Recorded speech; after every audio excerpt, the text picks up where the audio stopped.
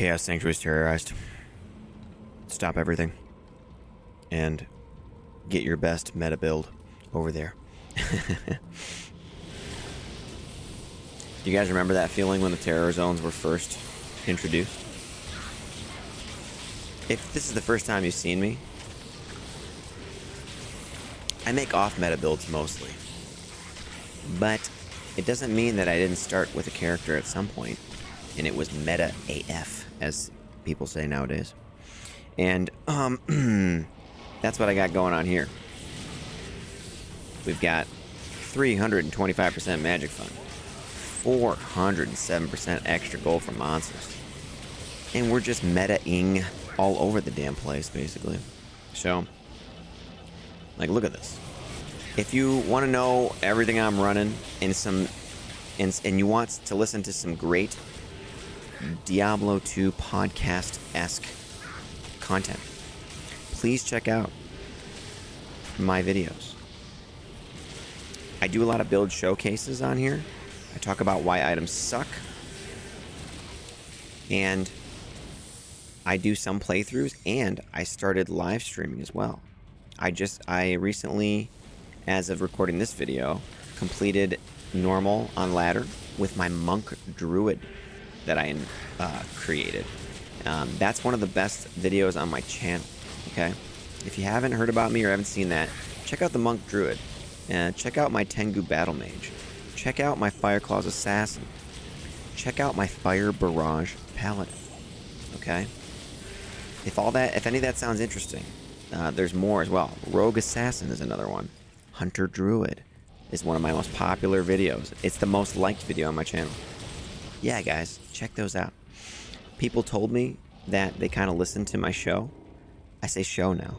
Listen to my channel as like a podcast, and I think that's really cool.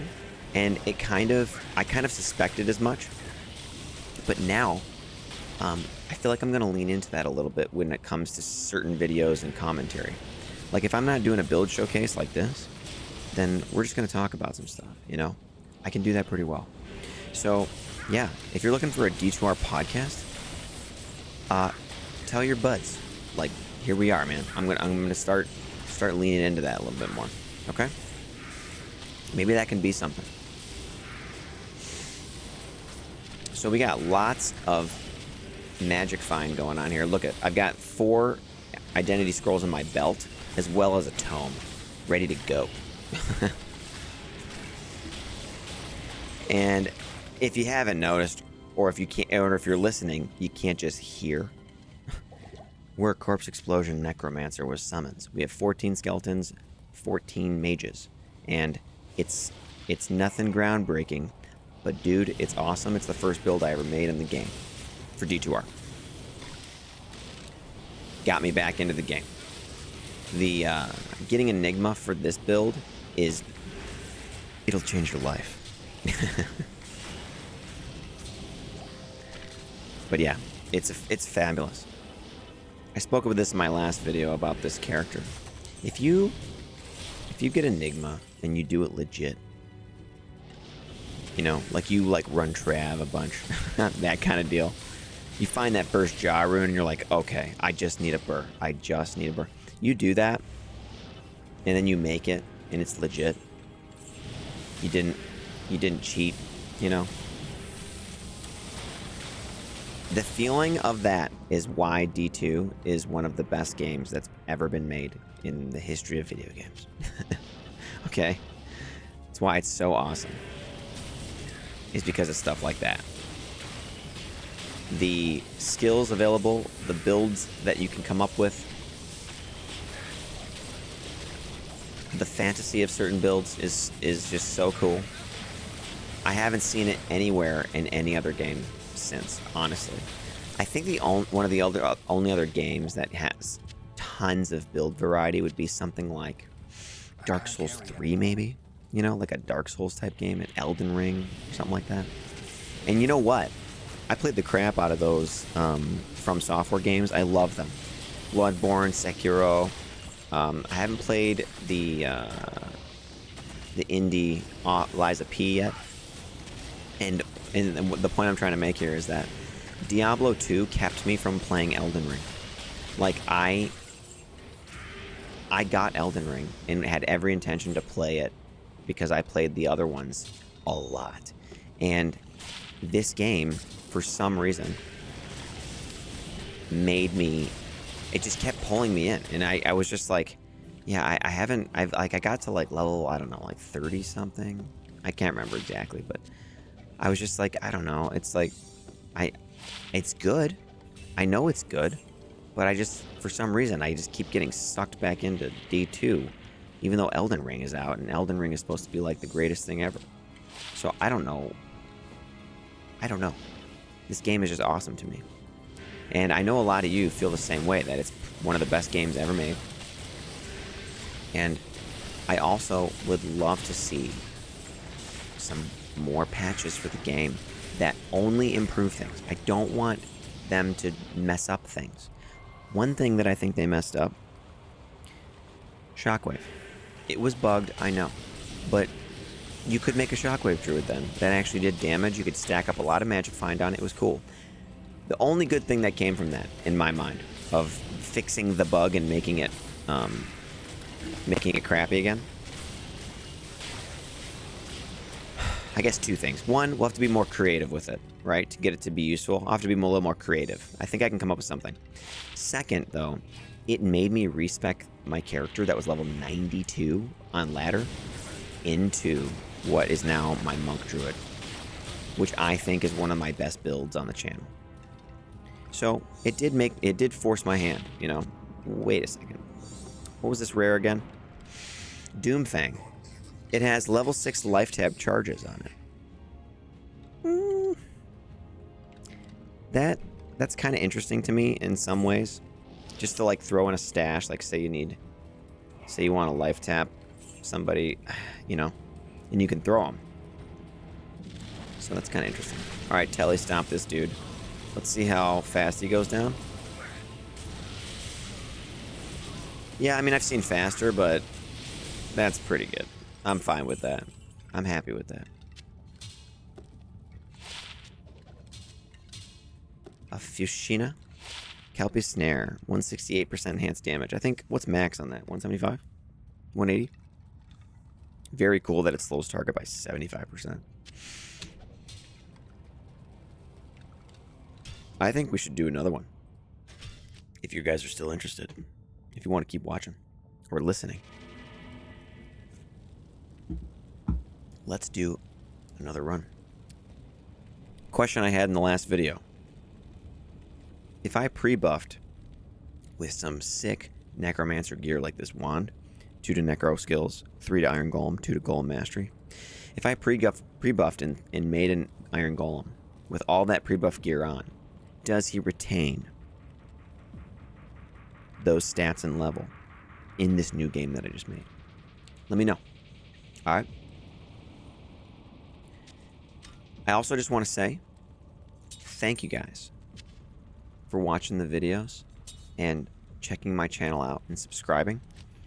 I'm at 600 subscribers now. Amazing. And we have almost 90,000 channel views, which is huge. And what's funny about that to me, when I say that's huge or massive, is that in my second video ever, which was a month ago, I said that my first video had 60 views and that it was massive. And I said it jokingly, but I want to give a shout out to Double Billy.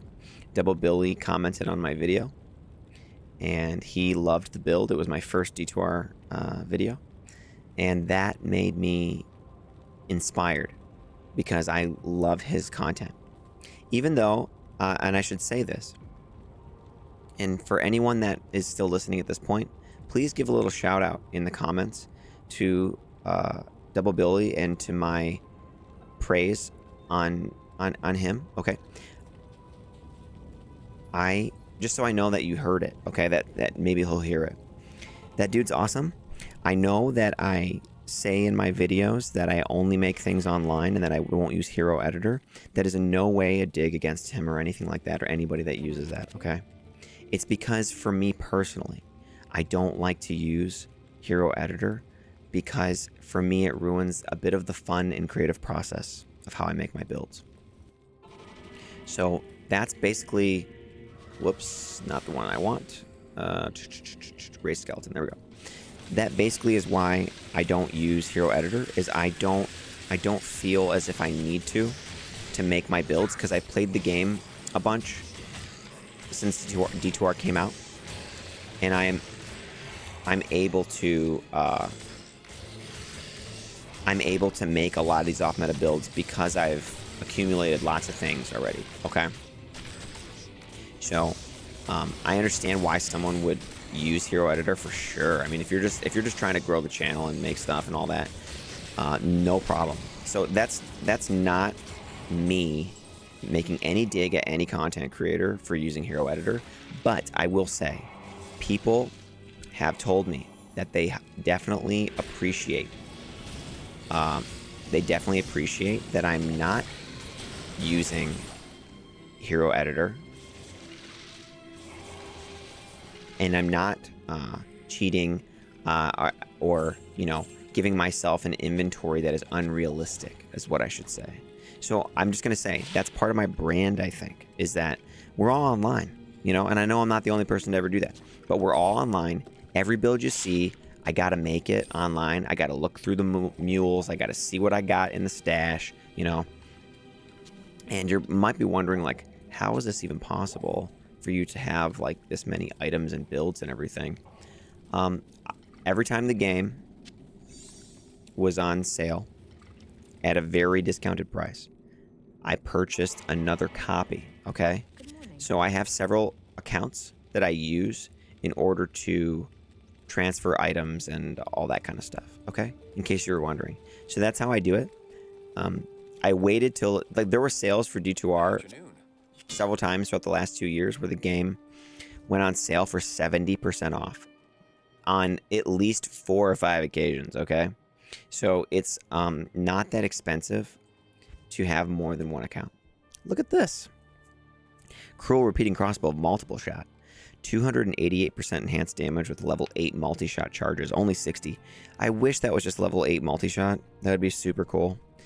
And I mean, I know it's only a repeating crossbow, so the damage isn't high, but man, that's the kind of charge that needs to not be a charge. You know what I'm saying? So that's that. Yeah, that's just, so anyway, yeah, guys, if you could just let me know in the comments if you heard my little talk there about Double Billy and how I really loved that he commented on my first video and it inspired me to make more. The channel wouldn't exist if it weren't for him. Okay, he was the one that made me feel inspired about it. River of Flame. Chaos Sanctuary is terrorized. We got to do it. Ooh, these guys are great for reviving.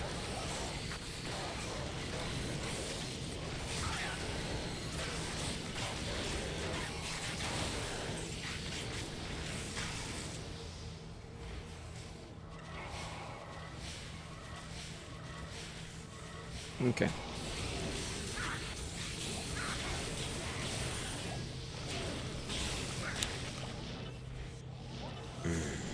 Okay.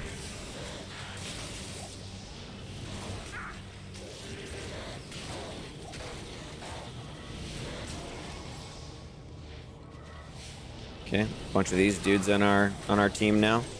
These guys are actually insane. This is like the best thing that you could possibly revive, by the way, are those Urders for their crush and blow.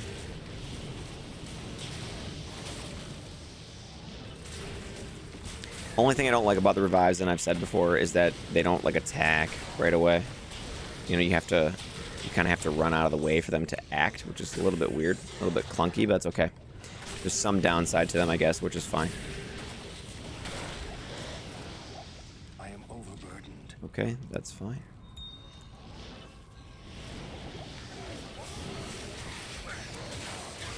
This is still a level 85 area, so that's why I'm kind of trying to clear some of it. 2 to assassin, nothing else worth mentioning.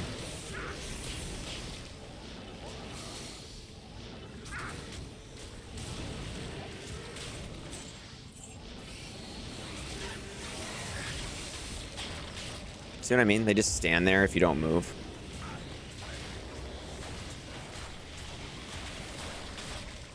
Crazy. The corpse explosion's crazy, isn't it? I just killed stuff that's just not even close to us.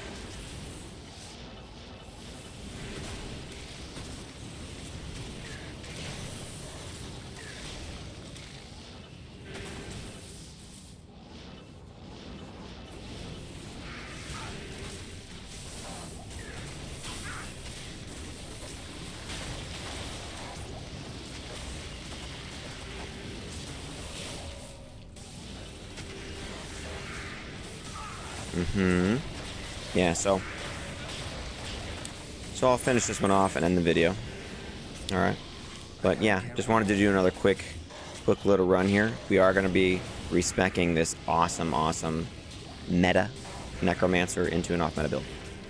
So I just wanted to get a little bit more gameplay in with him before I did so. Because, you know, when you're playing online, these respecs don't come cheap. Whoa. Grandmaster's Etanax of Fire. It's a blue item. It's ethereal. 188% enhanced damage, 252 attack rating, only 3 to 10 fire. But can you imagine something like that? Like a blue item, an axe of some kind. What if it rolls a higher damage modifier and is ethereal and gets the repairs durability? And then you get 2 sockets at Larzik. Can you imagine how sick an item like that would be? It might be, if you can get that, you might have one of the most expensive items in online, like in existence for the game, you know?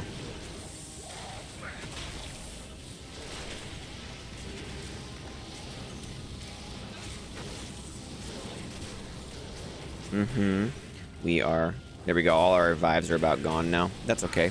I kind of prefer not having them for the most part. They're good for the bosses, but I like not having them, really. And our mercenary does plenty of crushing blow, so it doesn't matter. If you look at my last video on this, you can see more gear. All the gear I used to summon the Iron Golem with the insight.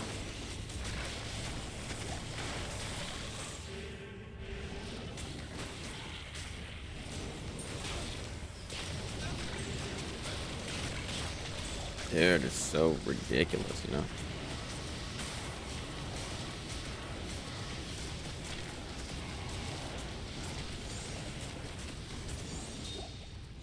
Three defense on the large charm, traps on the amulet, flawless skull, take that. 1,200 gold just chilling. We get lots of gold with this build too. I mean, which is nice. Okay. Rare Gladius, nothing, man. Kind of killing these guys in the reverse order that a lot of people do.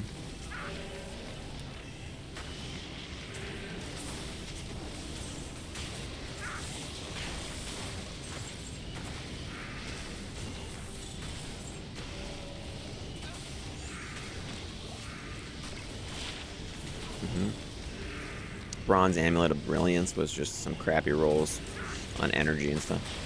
So, at least I think it was. Okay.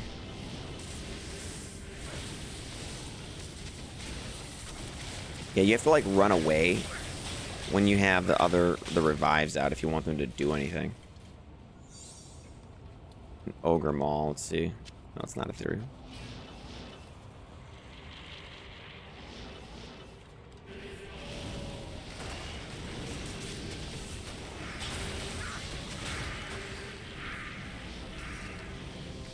Lord Desace, we just telestomp that dude. He's dead instantaneously, basically, once we get on top of him. Okay, here we go. Maul, rare Maul. We gotta check it. Not worth mentioning. And there's a rare Great Bow. No. Nothing there either. I do like to identify lots of stuff in the game, because I think that's one of the fun parts of the game.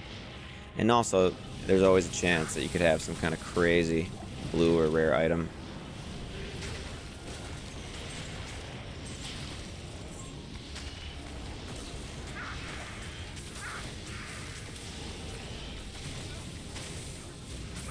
Dude, what in the crap? Got really slowed there.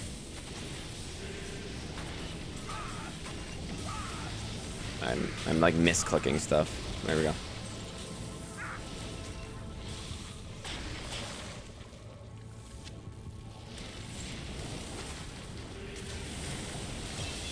Level up.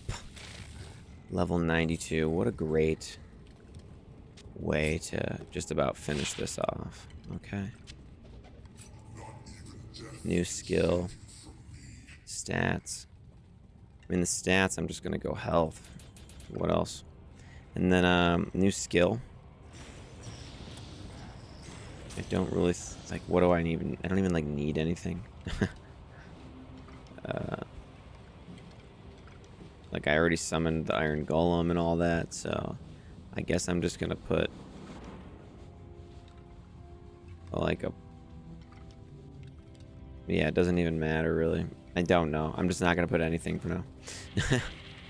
We're just gonna telestomp Diablo, amp damage him.